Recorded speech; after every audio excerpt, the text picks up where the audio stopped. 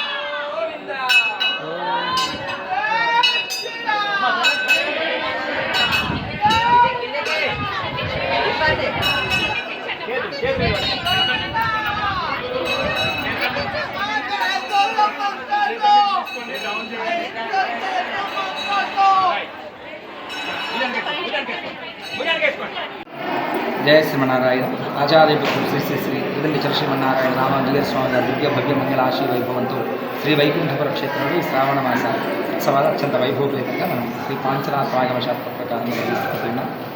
శ్రావణ మాసం అంతా కూడా నవవిధ భక్తులు ప్రధానమైన శ్రవణాన్ని ప్రధానంగా చేసుకుని చేసేటువంటి ఒక విశేషమైన భక్తి పారవశ్యంతో కూడినటువంటి ఉత్సవాలు ఈ శ్రావణ మాసం అంతా కూడా జరుగుతుంటాయి. అందున అష్టలక్ష్ములు ఏకరూపంగా దర్శనమిచ్చేటువంటి అద్భుతమైన క్షేత్రంగా విరాజులుతున్నటువంటి శ్రీ వైకుంఠపుర క్షేత్రంలో వెలిసినటువంటి మహాలక్ష్మి అమ్మవారు 8 అడుగుల ఎత్తుతో ఉండేటువంటి అమ్మను దర్శించడానికి వేలాది మంది సౌభాగ్యులు కుంకుమార్చన చేసుకుంటూ తద్వారా అమ్మ నుంచి అనుగ్రహాన్ని పొందేటువంటి అద్భుతమైన ప్రయత్నాన్ని శ్రావణ మాసం అంతా చేస్తూ ఉంటారు.